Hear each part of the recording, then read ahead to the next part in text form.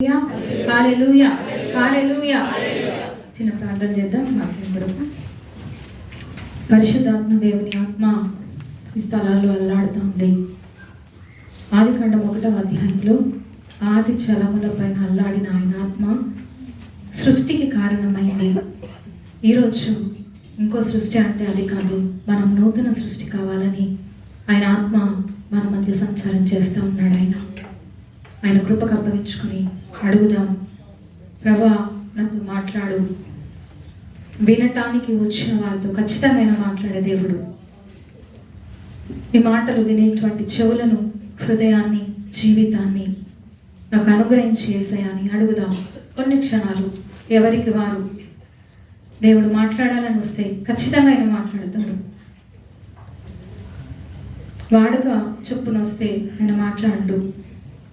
ఆశ గల ప్రాణాన్ని తృప్తిపరిచే దేవుడు ఆయన. స్తోత్రం.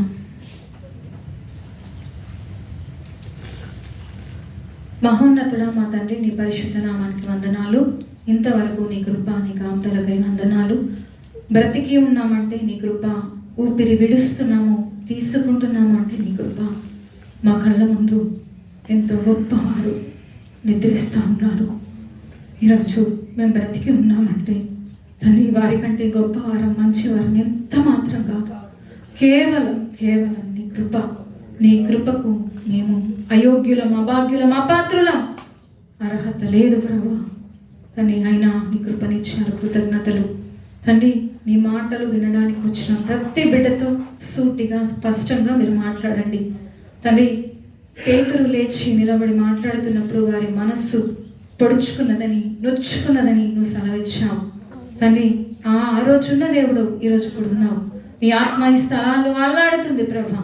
నాతో మా అందరితో కూడా మీరు మాట్లాడి మహిమ పొందమని ప్రార్థన చేస్తున్నాం. నీ దాసురాలను నీ ఎదుట నిలబడి ఉన్నాను.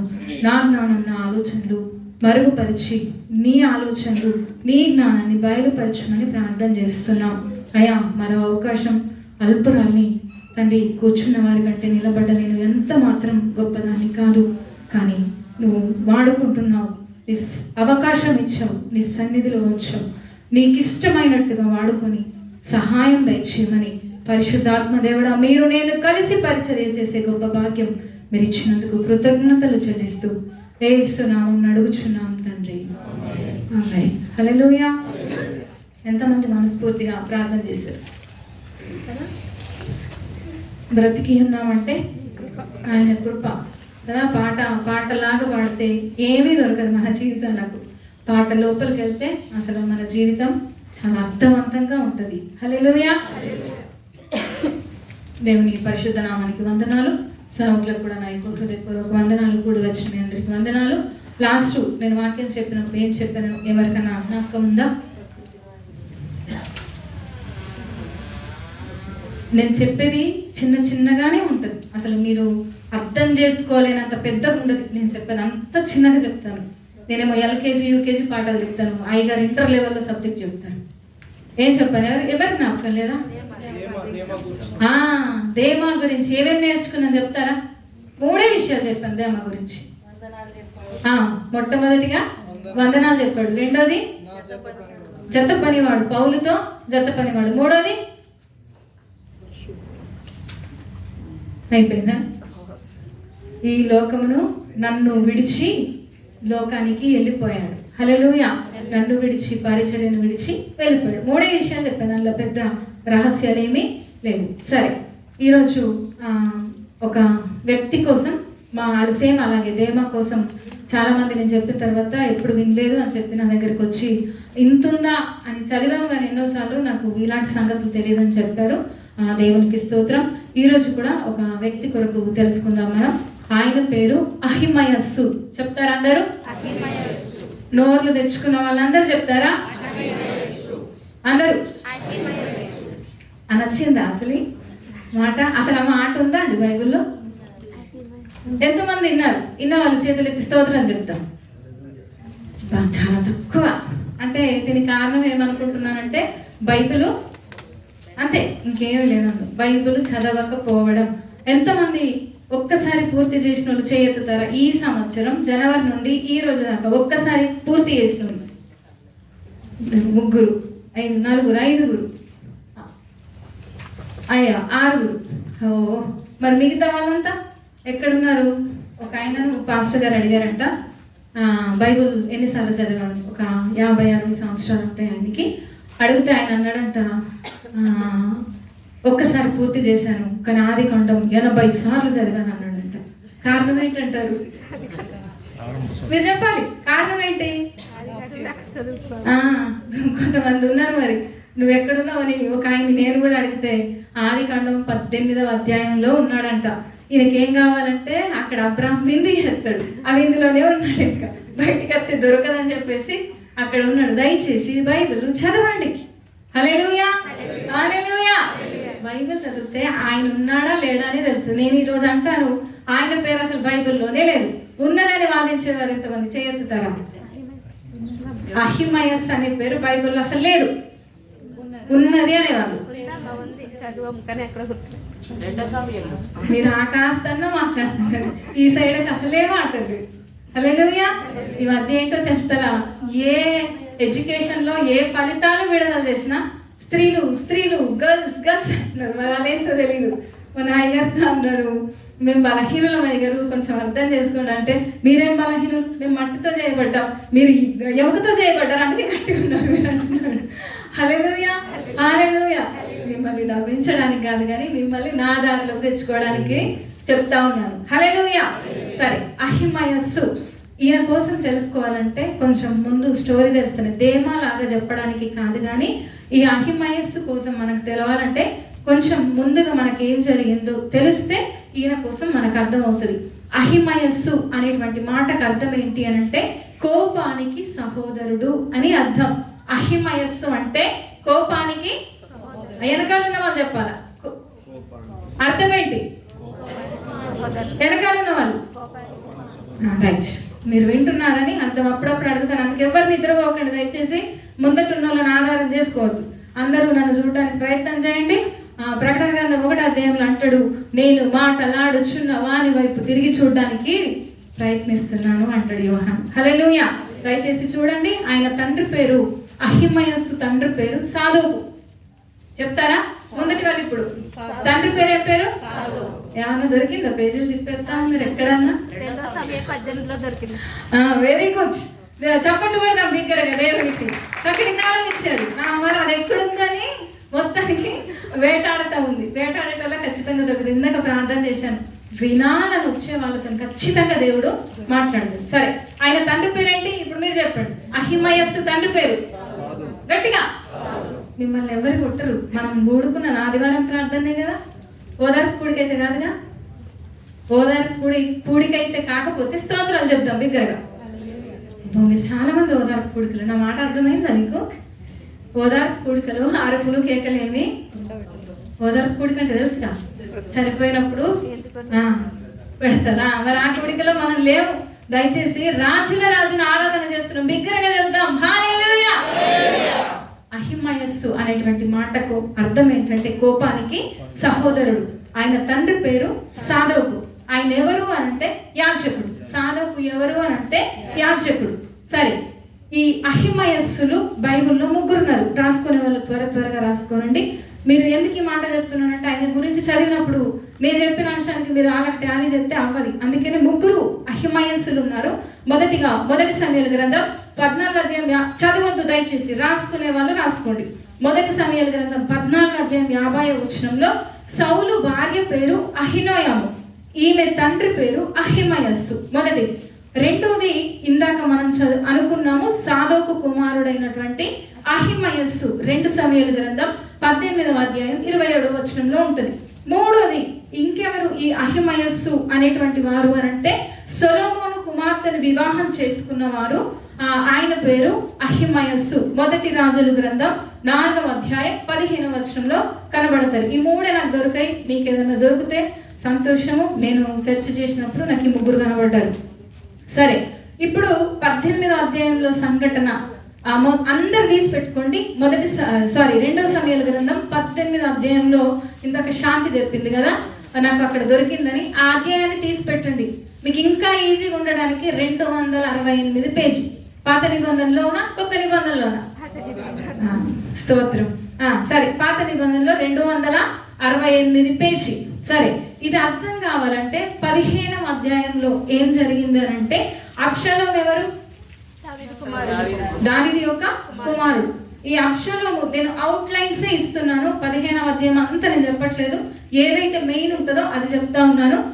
15వ అధ్యాయం అంతట్లో కూడా అబ్షలోము యొక్క తిరుగుబాటు కనబడుతుంది. అలాగే తండ్రి మీద తిరుగుబాటు చేసినప్పుడు దావీదు అరణ్యంలోకి పారిపోవడం 15వ అధ్యాయంలో చూస్తాం. మీరు రాసుకోవాలనుకుంటే 15వ అధ్యాయంలో అబ్షలోము తిరుగుబాటు సరిపోయింది. ఇంకా 16వ అధ్యాయంలో మనం చూస్తే దావీదు పారిపోయినప్పుడు దావీదుతో కూడా ఇంకా చాలా మంది పారిపోతూ ఉంటారు. వాళ్ళని పోషించడానికి కొంతమంది వ్యక్తులు కనబడతారు. ఎక్కడ? ఎన్నో అధ్యాయంలో? నిద్రొచ్చిన వాళ్ళు స్తోత్రం చెప్దాం. అందరు ఇక్కడ ఉన్నారు. 16వ అధ్యాయంలో ఎవరు కనబడతారు?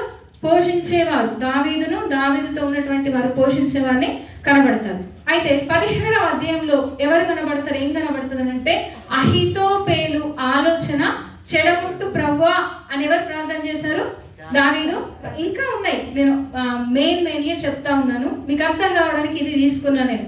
సరే, ఈ అహితోపేలు ఎవరు అని అంటే, ఆయన ఏదన్నా మాట దావీదుకు కానీ అక్కడున్న రాజుకు చెప్తే యెహోవా చెప్పినట్టు వాళ్ళు ఆలోచన చేసేవాళ్ళు కాబట్టి, దేవా అహితోపేలు యొక్క ఆలోచన చెడగొట్టమని ప్రార్థన చేశాడు. మీరు కన్ఫ్యూజ్ కావద్దు, అన్ని అహిమయస్ అని సాధువుక్ అని ఇంకా చాలా పేర్లు ఉన్నాయి కాబట్టి కన్ఫ్యూజ్ అవ్వద్దు. ఎవరికైనా అర్థం కాని ఉంటే చేయెత్తుతారా?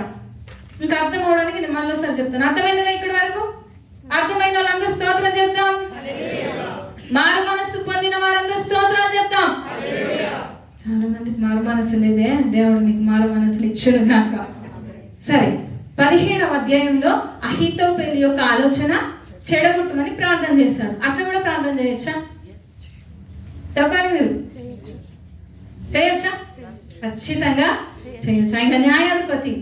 మనం మంచిది చెడగొట్టమని ప్రార్థన చేస్తే చేయడు, కానీ దేవునికి విరోధమైంది ఖచ్చితంగా చెదరగొడతాడు. సరే, ఇప్పుడు 18వ అధ్యాయంలోకి వెళ్తే మొదటి వచనంలో మనం చూస్తే, దావీదు తన యొద్దనున్న జనులను లెక్కించి వారి మీద సహస్రాధిపతులను శతాధిపతులను నిర్ణయించి జనులను 3 భాగములుగా చేసి, యోవాబు చేతి కింద ఒక భాగం, అభిషై చేతి కింద ఒక భాగం, ఇత్తై చేతి కింద ఒక భాగం నుంచి నేను మీతో కూడా వస్తానని దావీదు అన్నప్పుడు జనులు అంటా ఉన్నారు, నువ్వు రాకూడదు. ఎవరిని రాకూడదు అంటున్నారు? ఇప్పుడు ఎవరి మీదకి యుద్ధం వెళ్తున్నారు? అబ్షలోము మీదకి. ఎవరు వెళ్తున్నారు? దావీదు. ఇద్దరే ఉన్నారు ఇప్పుడు, అబ్షలోము దావీదు. ఇప్పుడు అబ్షలోము ఎక్కడున్నాడు? మీకు అర్థం కావాలి. అబ్షలోము ఎక్కడున్నాడు? యెరూషలేములో రాజు సింహాసనం మీద కూర్చున్నాడు. దావీదు ఎక్కడున్నాడు? అరణ్యంలో ఉన్నాడు. ఇప్పుడు వీళ్ళిద్దరికి యుద్ధం స్టార్ట్ అయింది. 17వ అధ్యాయంలో వెళ్తామని డిసైడ్ అయిపోయి ముగ్గురిని మెయిన్ గా ఎంచుకున్నారు. మొదటి వాడు ఎవరు? యోవాబు. రెండోది అభిషై. మూడోది అర్థమవుతుందా? ఇత్తడి చేసేలాగా ఉన్నారంటారు. అర్థమవుతుందన్నమాట. అందరూ అర్థమవుతుందా? మంచి వాళ్ళందరూ స్తోత్రం చెప్దాం. మీకు మంచి కూడా లేదే. సరే, దేవుడు మీకు మంచి మనసు ఇచ్చుడు గాక. హల్లెలూయా, హల్లెలూయా, హల్లెలూయా. మీ అందరి నోళ్ళకన్నా నా నోరే గట్టిగా ఉంది. నేను అంటారేమో మైక్ తీసాను, ఇప్పుడు గట్టిగా అంటే నెక్స్ట్ ప్రసంగం చేయలేదు, లాస్ట్ చేద్దాం. హల్లెలూయా. సరే, ఈ ముగ్గురిని ఎంచుకున్నారు, యుద్ధంలోకి వెళ్తున్నారు. ఇక్కడ యెరూషలేములో అబ్షలోము ఉన్నాడు, అరణ్యములో దావీదు ఉన్నాడు. ఆ దావీదును వద్దని చెప్పారు, మేము చూసుకుంటాం కదా, ఒకవేళ నీకేమన్నా అయితే మాతో పాటు 10,000 మందితో నువ్వు సమానం, నువ్వు రావద్దంటే సరే మీరు ఏది చెప్తే అదని చెప్పేసి విన్నాం. ఇక్కడ ఒక్క మాట, దావీదును మనము యేసయ్యకు సాదృశ్యంగా తీసుకుందాం. ఇది కొంచెం యూట్యూబ్లో చాలా కాంట్రవర్సీ అయినటువంటి విషయం. పాస్టర్లు ప్రసంగాలు చేసేటప్పుడు దేవునికి దేవునికి అని చెప్పేసి చెప్తారు, వాళ్ళే దేవుళ్ళా అని చెప్పేసి చెప్తారు. మళ్ళీ చెప్తున్నాను, సాదృశ్యము. సాదృశ్యం అంటే మనకెవరన్నా సాయం చేస్తే, కర్ణశ్రీ వచ్చి నాకు సహాయం చేసింది చాలా పీక్ లెవెల్లో ఉన్నప్పుడు, నేను అబ్బా దేవుడిలాగా వచ్చావు, దేవుడిలాగా వచ్చానన్నా దేవుడే అన్నానా? లాగా. మీకు అర్థమైంది కదా ఇప్పుడు? దాన్ని ఇంకెలా ఎక్స్ప్లెయిన్ చేయాలో నాకు తెలియట్లా. హల్లెలూయా. అలాగా ఆ స్థితిలో దావీదును మనం ఏం ఆలోచన చేద్దాం. మనందరం ఇక్కడున్న మనసుల్లో కొంచెం సేపు దావీదును యేసుక్రీస్తుకు సాదృశ్యంగా మనం ఆలోచన చేద్దాం. సరే, ఇప్పుడు ఈ 18వ అధ్యాయంలో మొదటి వచనాలలో ముగ్గురిని ఏర్పరుస్తారు, యుద్ధానికి వెళ్తూ ఉంటారు. యుద్ధానికి వెళ్ళిన తర్వాత మొదట ఆయన ఎవరు? సైన్యాధిపతి యోవాబు. యోవాబు దగ్గరికి ఒక ఆయన వస్తాడు. ఏం జరిగింది మీకు అందరికీ తెలుసు. అబ్షాలోము వెళ్తా ఉంటే చాలా భీకరమైనటువంటి యుద్ధం జరుగుతూ ఉంటుంది. ఆ యుద్ధం జరిగినప్పుడు వెళ్తా ఉంటే అబ్షాలోము యొక్క వెంట్రుకలు ఆ మస్తకి వృక్షంకు అడ్డుపడతాయి. పట్టుకుంటాయి. పట్టుకునేసరికి ఆ కింద ఉన్నటువంటి ఆ గాడిద సాగిపోతా ఉంటది. సాగిపోతే ఈయన ఆకాశానికి పైకి వేలాడుతా ఉన్నాడు. ఈ సన్నివేశాన్ని చూసి ఒక ఆయన వచ్చి ఎవరితో చెప్పాడు? యోవాబుతో చెప్పాడు. మీకు స్టోరీ లాగా చెప్తున్నాను. ఇవి కొన్నిసార్లు చదివినా అర్థం కావు. మీకు అర్థం కావడానికి దయచేసి వినండి. నిద్రపోకండి, ఫోన్లు చూడకండి, వింటేనే అర్థమవుతుంది. కిందికి చూడద్దండి. ఎవరు ఇందాకని చెప్పారు, నాతో మాటలాడుచున్న వాని వైపు నేను తిరిగి చూచి తిని అంటాడు యోహాను. చూడండి, ఇటు చూడండి, దయచేసి వినండి. కిందికి చూడద్దు, నిద్ర వస్తుంది మీకు. సరే, ఎప్పుడైతే ఆ మస్తకి వృక్షానికి వేలాడుతున్నాడు అబ్షాలోము, ఏం చేశాడు? యోవాబుకి వచ్చి ఒక ఆయన చెప్పాడు, అయ్యా అబ్షాలోము అక్కడ ఉన్నాడు, నేను చూశానంటే నీ వేళ కొట్టి చంపకపోతేవంటే. నో, నేను దావీదు చెప్పేటప్పుడు విన్నాను, అందుకనే నేను చంపలేదంటే. నేను నీకు నడికట్టుని ఇస్తాను, బంగారం ఇస్తానంటే, ఇవన్నీ ఇస్తానంటావు. అప్పుడు రాజు దగ్గర నిలబడితే నువ్వే నాకు శత్రువు అయితావు, నువ్వే నా మీద పడి చంపేస్తావని చెప్పరా. సరే, ఇక్కడ దాకా బాగుంది. ఆ తర్వాత యోవాబు ఏం చేస్తాడు? వెళ్ళి 3 బాణాలు తీసుకొని వెళ్ళి గుండెకి గురి పెట్టి చంపేస్తాడు. ఇది అయిపోయింది, యుద్ధం అయిపోయింది. 15, 16, 17లో ఉన్న సారాంశం అంతా కూడా యుద్ధం అయిపోయింది. సరే, ఈ విషయాలు చెప్పాలని నేను అనుకోవట్లేదు, కానీ 18వ అధ్యాయం 19వ వచనాన్ని చదువుదాం. సాదోకు కుమారుడైన అహిమయస్సు నేను పరిగెత్తుకుని పోయి యెహోవా తన శత్రువులను ఓడించి తనకు న్యాయం తీర్చిన వర్తమానము రాజుతో చెప్పేదనగా. చాలు. హల్లెలూయా. 19వ వచనం నుండి 32 దాకా జరిగినటువంటి సన్నివేశాన్ని నేను మళ్ళీ చెప్తాను, అర్థం చేసుకోండి. ఈ వచన భాగాల్లోనే ఈరోజు దేవుడు మనతో మాట్లాడతాడు. నేను ఎంతవరకు చెప్పగలుగుతానో మరి ప్రభు నాకు సహాయం చేయలాగున ప్రార్థనలో ఉందా. సరే, ఎప్పుడైతే ఇది జరిగిందో ఈ సాదోకు కుమారుడైనటువంటి అహిమయస్సు ఏమంటున్నాడు? నేను పరిగెత్తుకొని పోయి అని అంటున్నాడు. ఒకటో మాట. ఈ 29 వచనాల వరకు పరిగెత్తుట పరిగెత్తుట అనేటువంటి మాట 8 సార్లు అక్కడ కనబడతా ఉంటుంది. సరే, మొదటిది. అయితే ఇంకా అంటున్నాడు, ఈ దినమున వర్తమానం చెప్పదగదు, మరి ఒక దినమున చెప్పవచ్చు, రాజకుమారుడు మరణమైన గనక ఈ దినమున వర్తమానం మనం తీసుకుని వెళ్ళొద్దు అని ఎవరన్నారు? యోవాబు అన్నాడు.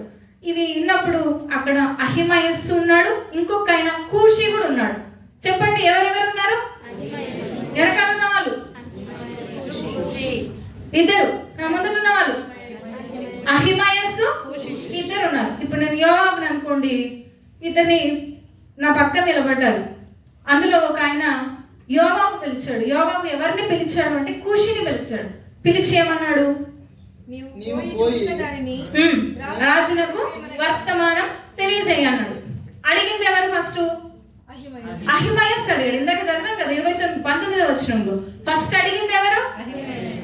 కానీ యోవాబు చెప్పింది ఎవరికి? కూషి. సరే, కూషి ఏం చేశాడు? ఈ వర్తమానం వెంటనే పరిగెత్తుకుని వెళ్ళడము స్టార్ట్ చేశాడు. మరి ఇప్పట్లాగా ఫోన్లు, వాట్సాప్లు, ఇంటర్నెట్, ఫేస్బుక్లు ఏవి లేవుగా.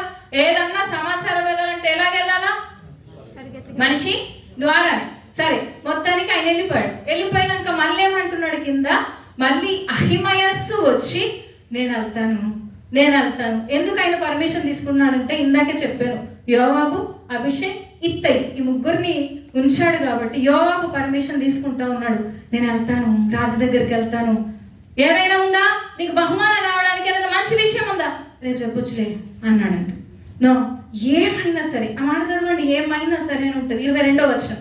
అతడు ఏమైనా సరే పరిగెత్తుకొని పోవచ్చు, పరిగెత్తుకుపోవదనని అందుకు యోవాబు పొమ్మని సెలవీయగా అహిమయస్సు మైదానపు మార్గంలో పరిగెత్తుకొని కూషి కంటే ముందుగా చేరెను. ఇప్పుడు ముందు బయలుదేరింది ఎవరు? కూషి. బయలుదేరినాక ఎంతసేపు పట్టింది ఉంటుంది?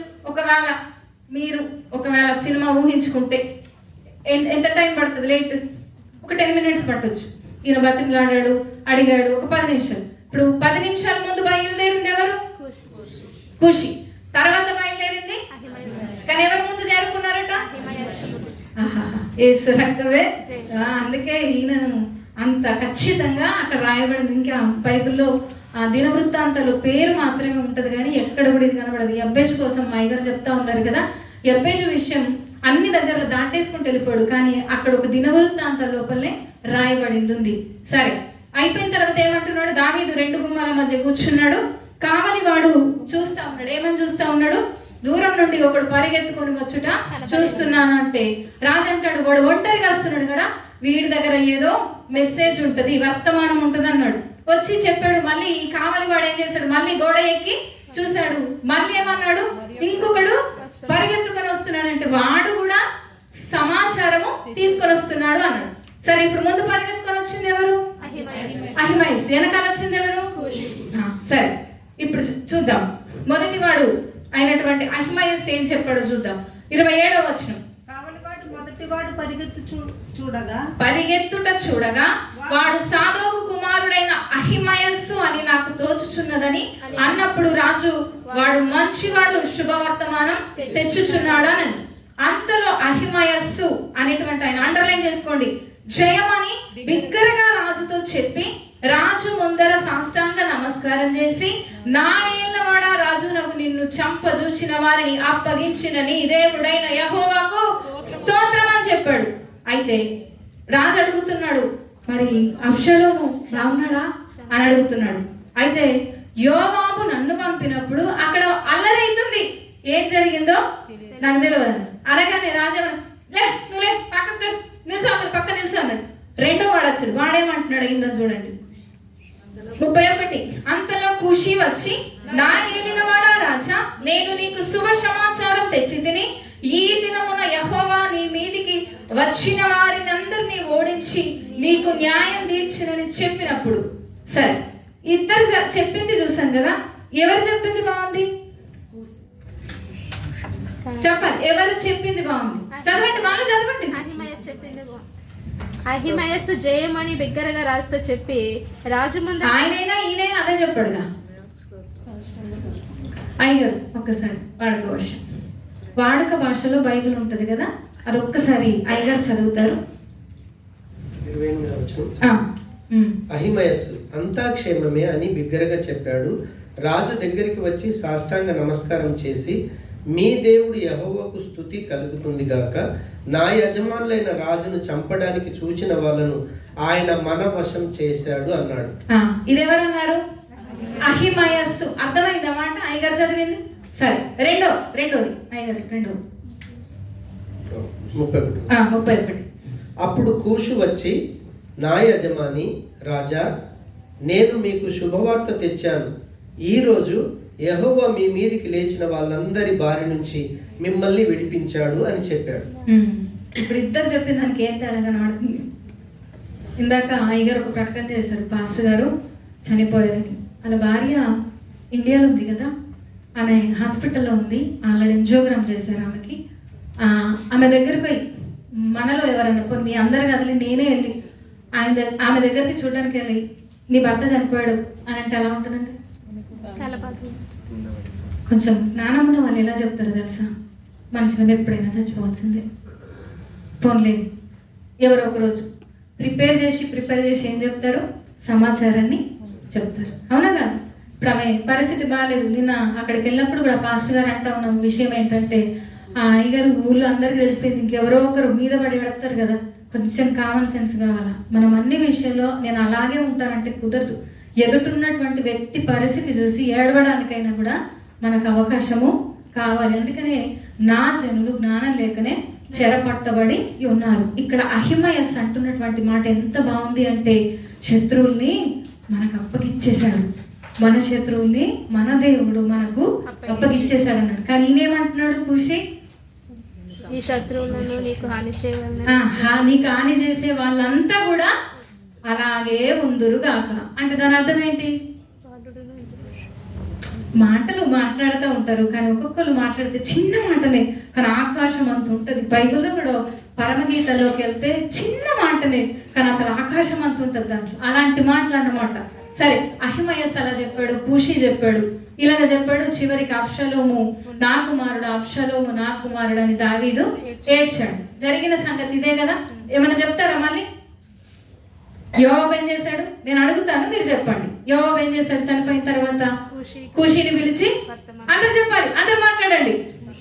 కూషీని పిలిచి ఈ సమాచారం రాజుకు తెలియచేయమని అన్నాడు. వీడు వెళ్ళిపోయాడు. తర్వాత ఏం చేశాడు? బ్రతిమాలుకున్నాడు. తర్వాత ఏం చేశాడు? ఎలాగైనా సరే ఆ మాట మర్చిపోదు, మీరు ఏమైనా సరే నన్ను వెళ్ళిపోయాడు. సరే, ఎవరు ముందుకు వచ్చారు? వెనకాల ఎవరు వచ్చారు? అహిమయస్ ఏం చెప్పాడు? మన దేవుడు మన శత్రువులు మనకు అప్పగించాడు అని చెప్పాడు కదా. ఆ మాటే చెప్పాడా? అదే ఖుషి చెప్పాడు అనుకుంటున్నాను నేను. నా ఏలినవాడు రాజుకు నిన్ను చంపదూచిన వారిని అప్పగించిన నీ దేవుడైన యెహోవాకు స్తోత్రం అన్నాడు. ఖుషి మన శత్రువులందరూ కూడా అలాగే ముందురుగాక అన్నారు. సరే, అయిపోయిన తర్వాత రాజుకు అర్థమైపోయింది, ఏడ్చాడు. సరే, ఈ సంఘటనలో మనం నేర్చుకున్నటువంటి కొన్ని విషయాలు, సమయం తక్కువగా ఉంది కాబట్టి వందే భారత్ ఆగకుండా స్టాప్ లేకుండా వెళ్ళిపోతుంది కదా. మనం కూడా ఫ్లైట్ ఎక్కితే, నాన్ స్టాప్ ఫ్లైట్ ఎక్కితే ఎలాగ వెళ్ళిపోతుందో మనం కూడా అలాగే వెళ్దాం. సరే, అహిమయస్సు అనేటువంటి ఆయనలో ఉన్నటువంటి గుణ లక్షణాలను మనం చూద్దాం. అహిమయస్సులో ఉన్నటువంటి మొట్టమొదటి మంచి గుణ లక్షణం ఏంటి అని అంటే, ఆయన పరిగెత్తేవాడు. చెప్తారా? అహిమయస్సులో ఉన్న మంచి గుణం ఏంటి? పరిగెత్తేవాడు అని అంటున్నాను. మీరు ఇందాకే చెప్పారు కదా, పరిగెత్తుట అనేది దాదాపు 8 సార్లు కనబడుతుంది. 6 సార్లు అహిమయస్సు కోసమే రాయబడ్డది. మీరు అది మర్చిపోవద్దు. సరే, ఈ పరిగెత్తే ఈయన ఎవరి కుమారుడు? సాధువుకి ఎవరు? వెనకాల ఉన్న వాళ్ళు, వింటున్న వాళ్ళందరూ చెప్పాలి. యాజకుడు ఎక్కడ ఉంటాడు? క్రికెట్ గ్రౌండ్ లో ఉంటాడు. ఎక్కడుంటాడు యాజకుడు? అందరు ఇక్కడే ఉన్నారా? నిద్రపోయేవాళ్ళు స్తోత్రం, హల్లెలూయా. పేరు చెప్తే మరి బాగోదుగా. ఇప్పుడు మీకు పేరు పెట్టి అవునా అని అడగాల్సి వస్తుందేమో. సరే, పరిగెత్తేవాడు అని తెలుసుకున్నాం కదా. ఈయనెవరు? సాధోకు యొక్క కుమారుడు. సాధోకు ఎవరు అంటే యాజకుడు. ఒక యాజకుడు ఈయనకి ఏం నేర్పించాడట? పరిగెత్తడం నేర్పించాడు. హల్లెలూయా. ఎంత మంచి విషయం అండి ఇది. ధ్యానిస్తూ ఉన్నప్పుడు అరే, యాజకుడు ఏం నేర్పిస్తాడు? సహజంగా మీరు ఆలోచించండి. ఒక డాక్టరు, నేను డాక్టర్ని అయితే నా కొడుకుని ఏం చదివిస్తే, నేను సేవకుని అయితే నా కొడుకు ఏం కావాలని కోరుకుంటాను. నేను ఒక క్రికెటర్ని అయితే నా కొడుకు ఏం కావాలని కోరుకుంటాను. విషయం ఏం లేదు. కానీ యాజకుడే కానీ కుమారుడికి ఏం నేర్పించాడు? పరిగెత్తడం. అయితే ఈరోజు మీరు పరిగెత్తడం అని అంటే ఒక ప్రోగ్రామ్ పెట్టారు. అది ఎక్కడి నుంచి వచ్చిందో, దాని పుట్టు పూర్వత్రలు ఏంటో నాకు తెలియదు. కానీ ఏం ప్రోగ్రామ్? క్రిస్టియన్స్ చేస్తున్న ప్రోగ్రామ్. అబ్బో, మీ అందరికీ తెలుసా? రన్ ఫర్ జీసస్ అంటే ఏంటిది? తెలుగులో చెప్పండి. అయ్యో, తెలుగు మీకు ఇంగ్లీష్ తెలుగు కూడా రాదా? నేనే రానుకున్నా. 10th క్లాసే. చెప్పాలి మీరు. ఎక్కడన్నా చెప్పాడా? యేసు కొరకు పరిగెత్తి. యేసు కొరకు పరిగెత్తడం అని చెప్పేసి అమ్మాయిలు అబ్బాయిలు వయసుతో నిమిత్తం లేకుండా టీషర్ట్లు వేసేసుకొని, జీన్ పాయింట్లు వేసేసుకొని, రోడ్లు వెంబడబడి నాయిస్ చేసేసి అనేకుల్ని ఇబ్బంది పెట్టి, ఇదా అండి అపోస్తలులు చేసింది? పాత నిబంధన నుండి కొత్త నిబంధన ప్రకటన గ్రంథం దాకా వీధిలో ప్రకటించుకుంటూ వెళ్ళారు అని అంటే మనలాగా రన్ ఫర్ జీసస్ అన్నాళ్ళు. ఒక ఆయన స్వార్థను ఎలా ప్రకటిస్తున్నాడు తెలుసు? ఒక పాస్టర్ గారు చెప్తే విన్నాను. I died for you, you live for me. ఎంత మంచి సువార్త. ఏసై పేరు ఎక్కడన్నా వచ్చిందా? నేను అన్నది కరెక్టేనా మాట? నాకు ఇంగ్లీష్ రాదు, అందుకే అడుగుతున్నాను. I died for you, you live for me. ఎంత మంచి సువార్త అండి. అక్కడ ఏసై రాదు. ఇన్నోళ్ళకి లోపల నుంచి మంట వచ్చి, ఏయ్ నువ్వు ఏసైని ప్రకటిస్తున్నావు అన్నాడట. ఎక్కడుంది ఏసైని చూపియ్యు, నేను దేనికి అడదానికన్నాడు. ఈ షర్ట్ మీద రాసుకున్నావు నువ్వు, ఐ డైడ్ ఫర్ యూ. నేను నీ కొరకు చచ్చిపోయాను, ఏసై పేరు ఎక్కడుంది చూపి అన్నాడంట. ఆడకి కంగు తిని ఊరుకున్నాడట. రోడ్ల మీద ప్రకటించాల్సింది పునరుత్థానుడైన యేసునే. కానీ పరిగెత్తుతూ ఆడోళ్ళు మగోళ్ళు డ్యాన్సులు పెట్టుకొని పరిగెత్తడం కాదు. ఈ కూషి పరిగెత్తింది ఎవరి కొరకు తెలుసా? రాజు కొరకు. ఇందాకే చెప్పాను, దావీదు ఎవరికి సాదృశ్యం? చెప్పాలి. దావీదు ఎవరికి సాదృశ్యం? యేసుకు సాదృశ్యం. ఆ యేసయ్య కోసం, దావీదు కోసం పరిగెత్తాడు. దావీదుకు వర్తమానం చెప్పడానికి పరిగెత్తాడు. ఇవాళ మనం కూడా ఏం పరిగెత్తాలి అని అంటే, ఆ దేవుని దగ్గరికి చేరాలనేటువంటి పరుగు మనలో ఉండాలి. ఆ యొక్క కొరింథీ పత్రికలో పౌలు అంటూ ఉంటాడు, 1 కొరింథీ పత్రిక 9వ అధ్యాయం 24 నుంచి 26 వచనాల వరకు చదివితే పందెములోనంట అనేకులు పరిగెడతారు, కానీ ఈ లోక సంబంధంగా ఎందరికి గిఫ్ట్ ఇస్తారు? మన ఐపీఎల్ ఏదో అయిందిగా 4 సంవత్సరాలు, ఏంటది క్రికెట్ది? ఐపీఎల్నా? ఐపీఎల్ ఎందరు గెలిచారు? ఒక్క దేశమే. ఎన్నిసార్లు కష్టపడి ఎన్ని దేశాలు మార్చి ఎన్ని గ్రౌండ్లు మార్చినా ఒక్కటే నా యేసయ్య కోట్లో అందరికీ బహుమానం ఉంది. నమ్మిన వారి స్తోత్రం చెప్దామా? హల్లెలూయా. అందుకే లోక సంబంధమైన దానికి ఆత్మ సంబంధమైన దానికి చాలా తేడా. ఇక్కడ పౌలు అంటున్నాడు, నేను గురి యొద్దకే పరిగెత్తుతున్నాను. పరిగెత్తేవాడు ఎలా ఉండాలట? మితంగా ఉండాలి. పరిగెత్తేవారిని ఎవరైనా చూసారా? పీటీ ఉషా ఉంటది కదా, ఆమె బట్టలు ఎలా ఉంటాయండి? చాలా తేలిక అయినటువంటి బట్టలు ఉంటాయి. ఒకవేళ మనలాగా డ్రెస్ వేసు, లేకపోతే నాలాగా చీరగట్టు, మీలాగా జిమ్ పాయింట్, టీ షర్టు, కింద వ్యాలెట్, ఫోన్ ఇవన్నీ పెట్టి పరిగెత్తమంటే ఏం చేస్తారు వాళ్ళు? తేలికగా ఉండి, ఈయన చూడండి ఎలాగా పరిగెత్తాడు, బయలుదేరింది ఆలస్యం కానీ చేరింది ముందు. హల్లెలూయా. అందుకనే మనం కూడా పరిగెత్తేటప్పుడు ఎలా పరిగెత్తాలంటే తేలిగ్గా పరిగెత్తాలి. మనల్ని బరువుగా చేసేది ఏంటి అనంటే ఇహలోక విచారాలు. మీరు డ్యూటీ కోసం పరిగెత్తినంతగా దేవుని కోసం ఎంత పరిగెడుతున్నారు? ఒకవేళ ఒక ప్రశ్న పత్రం ఇచ్చామనుకో, దేవుని కోసం ఎంత పరిగెడుతున్నారు? సంవత్సరానికి ఒక్కసారైనా రన్ ఫర్ జీసస్ అని పరుగు కోసం నేను చెప్పట్లేదు. దావీదు దగ్గరికి వెళ్ళాలన్నా గురి, ఆశ అంతా కూడా ఏమై ఉంది? అహిమయస్సులో దావీదు దగ్గరికి ఎలాగైనా సరే, ఇందాక అండర్లైన్ చేసుకోమని, ఏమైనాను సరే నా రాజు దగ్గరికి నేను వెళ్ళాలి. అది పరిగెత్తడం. పరిగెత్తేటప్పుడు ఓపికతో పరిగెత్తాలి.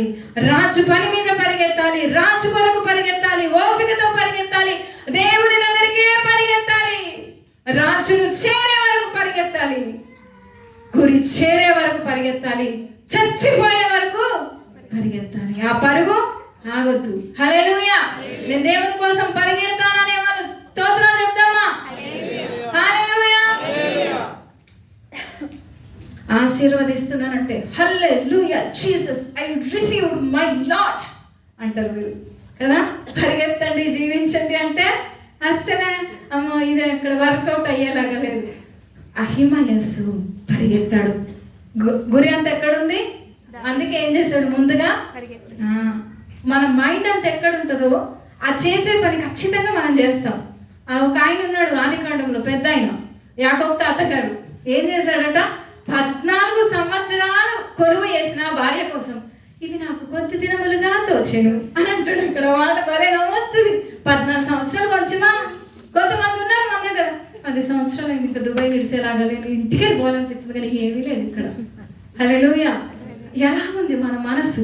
అహిమయస్సు, గురి ఆయన మొత్తం అక్కడే ఉంది కాబట్టి నేను చేరుకోవాలనేటువంటి ఆసక్తి ఆయనలో కలిగి ఉంది. రెండోది మనం చూస్తే అక్కడ 18వ అధ్యాయం 27లో మనం చూస్తే, కావలివాడు మొదటివాడు పరిగెత్తుట చూడగా వాడు సాదోకు కుమారుడైన అహిమయస్సు అని నాకు తోచుచున్నదని. కావలివాడంటే రాజు అంటున్నాడు, వాడు మంచివాడు. హల్లెలూయా.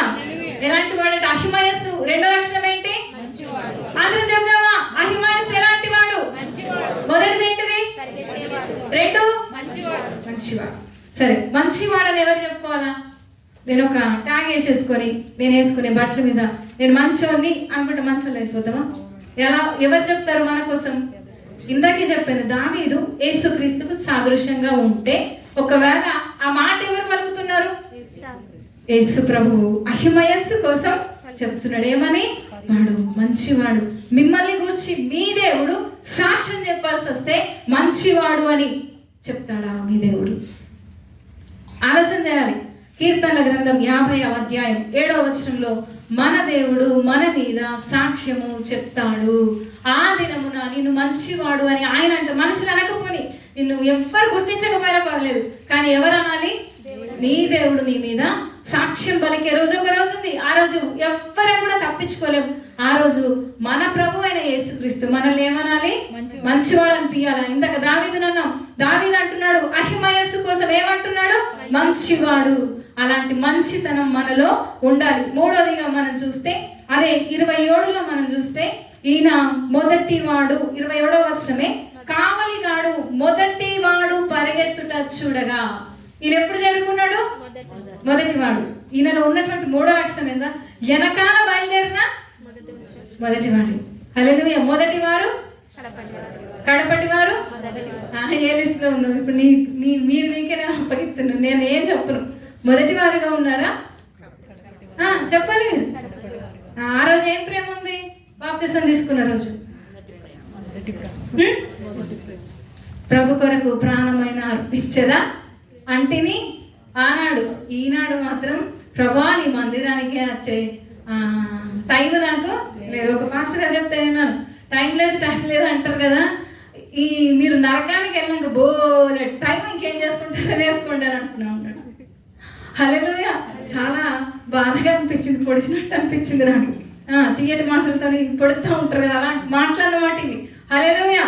అందుకనే దయచేసి మొదటి లిస్టులోనే ఉందాం, వెనకాల వెళ్ళొద్దు. మనం ఎక్కడికైనా ఫంక్షన్లకు వెళ్తే, ఒక పెద్ద ఫంక్షన్కి వెళ్ళాం అనుకోండి, అందరు ఉన్నారులే తిన్నాక తింటామని ఊరుకుంటామా మనం? వెనకాల వెళ్తే ఏం జరుగుతుంది? పెట్టిన 20-30 పదార్థాలలో అవసరమైతే ఆటలు తీసే పని కూడా ఉంటే నవ్వాల్సిన పని ఏమీ లేదు. హల్లెలూయా. గిఫ్ట్లు ఇచ్చే కాడ మొదలే ఉంటాం, ఆ డబ్బులు వచ్చే కాడ మొదలే ఉంటాము, ఇంకా చెప్పాలి డ్యూటీ విషయాల్లో మొదటే ఉంటాం. బస్సు తెలిపోతుంది, కానీ మనం ఎక్కడ మొదటి ఉంటాం చెప్పాలి మీరు? ప్రారంభ ప్రార్థనకు ఉండాలి. ఈ సమయంలో మరియమ్మ అని చాలా గుర్తు చేసుకోవాల్సినటువంటి విషయం. మరియమ్మ అని మీలో చాలా మందికి తెలుసు. తను ఇక్కడ కూర్చుంటుండే, అసలు ఇంట్లో ఎంత దెబ్బలాడుతుండే. ఎవరన్నా ఆటంకపరచారంటే నువ్వు సైతాన్లాగా వచ్చాను, ముందే లేకుండా ఉండడానికి నేను వెళ్ళిపోతానని చెప్పేసి దెబ్బలాడేదాని మీద. ఏ అమ్మ ఆలస్యమైంది నాతోనే వచ్చావు కదంటే, అది ఎవడో సైతాన్గా నాకు కూడా పడ్డాడు అని చెప్పేసి అనేది.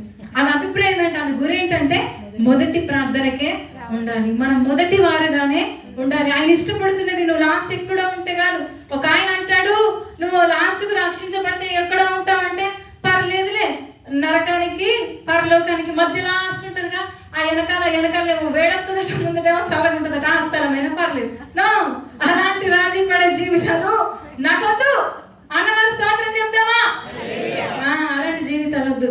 నా యేసయ్యతో సింహాసనం మీద మొదటివాడిగా నేను ఉండాలి. హల్లెలూయా. అయ్యగారు 1990లోనే బాప్తిస్మం తీసుకొని లోకంలో కలిసిపోయి ఎన్నో శ్రమలు వచ్చిన తర్వాత మళ్ళీ మేము పరిచర్య చేయడం ప్రారంభించిన తర్వాత ఆమోస్ అన్న వాళ్ళ డాడీ మోషే బాబు అని, తను చాలా కన్నీళ్లతో ఈ మాట నేను ఇలా గుర్తుకు చేసుకున్నాను. అమ్మ, మేము నమ్ముకున్నాం, ఇలాగే ఉన్నాం, కానీ మీరు చివరికి వచ్చారు, సేవకులుగా మీకు ఉన్నత స్థానం ఇచ్చాడమ్మా, మొదటి వారు కడపటి వారు అని చెప్పేసి ఆ నాన్న సాక్ష్యం చెప్పాడు మా కోసం. నా ముందు చెప్పి నిజంగా చాలా సంతోషంగా, మొదటి వారు కడపటి వారు అవుతా ఉన్నారు. కడపటి వారు మొదటి వారు. ఏ లిస్టులో నువ్వు ఉన్నావు? ఆ యొక్క ప్రకటన గ్రంథం 2వ అధ్యాయంలో ప్రభువు మాట్లాడతాడు. 2, 3, 4, 5 వచనాలలో దేవునికి ఏం కావాలట? మొదటి ప్రేమ కావాలి, మొదటి క్రియలు కావాలి. నీలో ఈరోజు మొదటి ప్రేమ ఉందా? మొదటి క్రియలు ఉన్నాయా? మనలో మనమే ఆలోచన చేసుకోవాలి. గొప్ప మనస్సాక్షిని దేవుడు మనలో ఉంచాడు. 3 ధ్యానించాం. ఏంటి చెప్తారా? అహిమయస్సు పరిగెత్తేవాడు, 2వది మంచివాడు, 3వది మొదటివాడు, 4వది రాజు దగ్గరికి చేరి దేవుణ్ణి స్తుతించాడు. ఇందాక చెప్పాను, దావీదు యేసు ప్రభుల వారికి సాదృశ్యంగా ఉన్నారు. ఒకవేళ అదే అనుకుంటే మనం ఎక్కడికి చేరాలి? పరలోక రాజ్యానికి చేరాలి. చేరిన తర్వాత అక్కడ ఏం పని? ఇంకా అదొకటే పని, ఇంకేమి? వండుకోవడాలు, తింటాలు, నా ప్లేసు, నీ ప్లేసు, బట్టలు ఆరేసుకోవడాలు, డ్యూటీలు, లేకపోతే కార్లు ఎక్కడాలి, ఇవేమే ఉండే. ఒక్కోసారి అనిపిస్తుంది ఇలా ఊహించుకుంటాయి, బాబాయ్ అదే ఉంటాయి పోను, అసలు ఈ పాడలోకం అని చెప్పేసి అనిపిస్తూ ఉంటుంది. అక్కడ స్తుతించడం. రాజును చూడగానే ఆయన ఏమన్నాడట? జయమని బిగ్గరగా రాజుతో చెప్పి రాజు ముందర సాష్టాంగ నమస్కారం చేసి, నా ఏలిన వాడవగు రాజునకు నిన్ను చంపచూచిన అప్పగించిన నీ దేవుడైన యెహోవాకు స్తోత్రం. దేవునికి స్తోత్రం. అందుకే ఇందాక కూడా స్తుతించేటప్పుడు మౌనంగా ఉండద్దు. మౌనంగా ఉండే సమయం కాదు. మీరు ఒంటరిగా ఉన్నప్పుడు మౌనంగా ఉండి ఆయనతో పెలుగులాడండి. సంఘానికి వచ్చినప్పుడు నోరు తెరవాలి. ఎంత నోరు తెరిస్తే అంత నోటిని నింపుతాడు. ఆయనకి ఏ మనస్సుంది? రాజు దగ్గరికి చేరేటువంటి మనస్సుంది. 5వది మనం చూస్తే రాజు మీద ఎనలేని ప్రేమ కలిగి ఉన్నాడు. ఆ మాట ఎక్కడన్నా ఉంది? అందరూ ఉందా? అక్కడ చెప్పాలి. నిద్ర వచ్చిన వాళ్ళందరూ స్తోత్రం చెప్దామా? స్తోత్రం. ఆ పాటలు అంటే ఎంత ఉత్సాహం, ఆరాధన అంటే ఎంత ఉత్సాహం, అసలు వాక్యం అనేసరికి ఇంకా ఫుల్ డీప్ స్లీప్. హల్లెలూయా. చెప్పండి, అహిమయస్సుకి ఏముందట? అసలు చెప్పశక్యం కానంత ప్రేమ రాజు మీద ఉంది. మీరు అంటారేమో ఇందాక చదివిన దాంట్లో అసలు ఆ మాటే లేదు. మీరు ఆలోచన చేయండి. అహిమయస్సు వెళ్ళి ఏం చెప్పాడు రాజుకి? అసలు ముందెందుకు వెళ్తానన్నాడు? నేనే వెళ్తానన్నాడు. ఎందుకో తెలుసా? మీరు అక్కడ అర్థం చేసుకుని ఒక 4-5 సార్లు చదివితే నాకు వచ్చిన తాటే మీకు వస్తుంది. ఒకవేళ అప్షాలం చచ్చిపోయాడని తెలిస్తే రాజు కుప్పకూలిపోతాడు. రాజు పక్కన నేనుండి ఓదార్చాలి. ఎంత ప్రేమ కలిగి ఉన్నాడండి రాజు మీద. అసలు ఆ మాట ఇలా నా హృదయాన్ని కదిలించింది. నేను రాసుకుంటా ఉన్నప్పుడు అరే ఎంత ప్రేమ కలిగి ఉన్నాడా. మంచి స్థితిలో అందరూ ఉంటారు, కష్ట సమయంలో కొందరే ఉంటారు. మళ్ళీ చెప్తున్నాను, మంచి సమయంలో అందరూ ఉంటారు, కష్ట సమయంలో కొందరే మనతో ఉంటారు. మీకు కూడా తెలుసు మాట. మీ బంధువుల్లో, మిత్రుల్లో, మీ రూమ్మేట్లో, మీ కష్టకాలంలో మీతో ఉండి నడిచేది నేనున్నాను, నువ్వేం భయపడకనది కొంతమంది. అహిమయస్సు రాజు మీద ఎనలేని ప్రేమ కలిగినాడు. అందుకే ఏమైనా సరే నేను వెళ్తాను, ఏమైనా సరే. యోవాబు తిట్టినా నీకు బహుమానం లేదు, నీకు ఏమీ లేదు, రాజు తిడతాడు, ఇక చెప్పదగినటువంటి వర్తమానం ఏం లేదు, రాజకుమారుడు మరణించాడు అన్నా కూడా ఏమైనా సరే నేను వెళ్తాను. ఎంత ప్రేమ గలవాడంటే అహిమయస్సు. రాజు దగ్గర మనం ఆ ప్రేమ చూపిస్తున్నామా? మన జీవితంలో కార్యాలు జరిగితే ఆయన మీద ప్రేమ చూపిస్తాం, కార్యాలు జరగకపోతే ఏం చేస్తాం? మనం దేవుని శపిస్తాం. పోయిన వారం అంతా మీకు బలహీనత ఎంత బలహీనత ఉందో మీకు తెలుసు. మీరు అందరూ ప్రార్థన చేశారు, నిండు వందనాలు. ఆ సమయంలో నేను ఏం అడిగానో తెలుసా? ప్రభా, ఇంత బలహీనత నాకు ఎప్పుడు లేదు, అది తీసేయకు, కానీ నీ కృప నాకు తోడుగుండు, భరించే శక్తి నాకు దయచేయి. రాత్రంతా ఒక 5-6 రోజులు అసలు నిద్రపోవాల, బీపీ కూడా హై అయిపోయింది. కానీ ప్రభా నీ కృప నాకు కొంచెం పౌలతో చెప్పింది అదే కదా. హల్లెలూయా. నిజంగా దేవుణ్ణి ప్రేమించేవారు ఎంతమంది ఉన్నారండి? అన్ని ఇస్తే ప్రేమిస్తున్నారు. నో, తిట్టినా ప్రేమించాలి, కొట్టినా ప్రేమించాలి. నిక్ తెలుసు కదా మీకు, ఆయన పూర్తి పేరు నాకు అనరాదు. నిక్. ఆయన 2 చేతులు లేవు, 2 కాళ్ళు లేవు, నాట్యం చేస్తా ఉన్నాడు ఆరాధనలో. అరే కాళ్ళు చేతులు ఉన్నోళ్ళు అలాగే మొత్తం బెల్లం కొట్టిన రాయిలాగా ఉంటున్నారు. కాళ్ళు చేతులు లేని ఆయన ఆ స్టేజ్ మీదకి ఎక్కి ఆ కాలు దగ్గరికి తీస్తున్నారు, కొంచెం ఇలా ఉంది దానికి కాలు ఆయనకి, ఆ దాంతో ఇలాగ అంటున్నాడు. ఆయన అంత చేస్తే జీవం గలదేమో, మేము ఎన్ని చేయాలి దేవుణ్ణి ప్రేమించడం అని. ఈరోజు 2 నెలల నుంచి మన క్యాలెండర్లో ఒక వాగ్దానం ఉంది. ఎవరన్నా చెప్తారా? మన క్యాలెండర్లో జీసస్ లవ్ స్కూల్ గాస్పెల్ మినిస్ట్రీస్లో మన క్యాలెండర్లో ఒక మెయిన్ వాగ్దానం ఉంటుంది. చెప్తారా ఎవరన్నా? అనే వెరీ గుడ్. హల్లెలూయా. దేవుని ప్రేమ గురించి మనం ఆయనను ప్రేమిస్తున్నామంటే ఆయన ఆజ్ఞలను గైకొనుటే. దేవుణ్ణి ప్రేమించాలంటే వినాలి, ఆయన మాటలు వినాలి. నిజంగా అహిమయస్సు రాజు అప్షాలం చచ్చిపోయాడంటే కొడుకు చచ్చిపోయాడని కూలిపోతాడేమో. ఇందాక చెప్పుకున్నట్టు పాస్టర్ హార్ట్ అటాక్ వచ్చింది కదా, ఏమన్నా అవుతుందేమో. నో, నేను రాజు దగ్గర ఉండాలి. అంత ప్రేమ తల్లి ఆయన్ని దావీదేమన్నాడు? పక్కకు నిల్చో అని అన్నాడు. కానీ ఏమన్నాడు అక్కడ? ఏమన్నా అన్నాడా? ఏమి అక్కడే ఉన్నాడు, వెళ్ళిపోను అక్కడికి. హల్లెలూయా. 4 విషయాలు మనం ధ్యానించాం. రాజు మీద ఏం కలిగి ఉన్నాడైనా? ఎనలేనటువంటి ప్రేమను కలిగి ఉన్నాడు. అహిమయస్సు మొదటిగా ఏం కలిగి ఉన్నాడు? పరిగెత్తేవాడు. దేని కొరకు పరిగెత్తాలి? లోకం కొరకు, లోకాశల కొరకు కాదు, దేవుని కొరకు పరిగెత్తాలి, రాజు కొరకు పరిగెత్తాలి. 2వది మంచివాడు. ఒకవేళ నిన్నెవరైనా అడిగితే మంచివాడు అని సాక్ష్యం చెప్పగలిగే సాక్ష్యం మనకి ఉండాలి. 3వది మొదటివాడు. ఆయన ఫస్ట్ ది బెస్ట్ అంటారు. హల్లెలూయా. ఫస్టే బాగుంటుంది. మన ఒక సిస్టర్ అంటా ఉంది, 3 పిల్లల్ని కన్నది. ఆ లాస్ట్ వాడు చాలా సన్నగా ఇంతే పేలవంగా ఉన్నాడు. వీడికి లాస్ట్ కదా, వీడికి ఏమో అందలేదేమో తల్లి గర్భంలో అని చెప్పేసి. మొదటివాడేమో చాలా బలంగా ఉన్నాడు. మొదటిది ఏదైనా శ్రేష్టంగా ఉంటుంది. హల్లెలూయా. 4వది ఏంటిది? రాజు మీద ప్రేమ కలిగి ఉన్నాడు. ఈ 4 విషయాలలో ఇంకా ఉన్నాయి, ఇంకా 10-12 పాయింట్స్ ఉన్నాయి. దేవుని చిత్తం అయితే మళ్ళీ చూద్దాం. కానీ అందరం లేచి నిలబడదాం, దేవునికి అప్పగించుకుందాం. అహిమయస్సు జీవితం లాగా మీదుందా? ఒక్కసారి మనల్ని మనం పరీక్షించుకుందాం. అహిమయస్సు పరిగెత్తుతా ఉన్నాడు. అహిమయస్సు మంచివాడిగా ఉన్నాడు. అహిమయస్సు మొదటివాడిగా ఉన్నాడు. అహిమయస్సు రాజు మీద ఎనలేని ప్రేమను కలిగి ఉన్నాడు. కష్టాల్లో బాధల్లో నీతో ఉండేది కొందరే. ఏ స్థితిలో ఉన్నావు? రాజుతో ఉండాలని కోరుకుంటున్నావా? రాజుతో ఉండడానికి పరిగెత్తడానికి ఇష్టపడుతున్నావా? నీ డ్యూటీ కోసం పరిగెత్తుతున్నావా? లోకం కోసం పరిగెత్తుతున్నావా? తండ్రి, అవును ప్రభా, ఇది నా కోసమే నువ్వు మాట్లాడావని అందరం కూడా ఆయనకు అప్పగించుకుందాం. ప్రకటన గ్రంథంలో దేవుడు హెచ్చరిస్తా ఉన్నాడు, ఎఫెసీ సంఘం కొరకు మాట్లాడతా, మొదటి ప్రేమను నువ్వు విడిచావు, మొదటి క్రియలు నీలో లేవు, అవి ఖచ్చితంగా కావాలని అంటున్నాడు. ఒకవేళ వాటిని విడిచిపెట్టుకున్నావా? ఒకవేళ అవి నీ నుండి చాలా దూరంగా పరిగెత్తిపోయినాయా? తండ్రి, మొదటి ప్రేమ, మొదటి క్రియలు నాకు దయచేయని ఆయన కృపకు అప్పగించుకుందాం. స్తోత్రం హల్లెలూయా. అందరూ కూడా ప్రార్థన చేయండి. అందరూ దయచేసి మౌనంగా ఉండద్దు. దేవుడు మనతోనే మాట్లాడాడు, బయట ఉన్న వాళ్ళ కోసం కాదు. దేవుడు ఇక్కడ చేరి వచ్చిన మనందరి కోసమే మాట్లాడుతూ ఉన్నాడు. ప్రభువా, నీకు వందనాలు యేసయ్యా అని అడుగుదాం. మరచితివేలా నీ మొదటి ప్రేమను, విడిచితివేలా నీ విశ్వాసమును, మరచితివేలా నీ మొదటి ప్రేమ. దయచేసి మీరు మాట్లాడండి. దేవుడు పాడుతూ ఉంటాడు, ఆపగించుకుందాం. అవును ప్రభువా, మొదటి ప్రేమ నాలో లేదు ప్రభువా.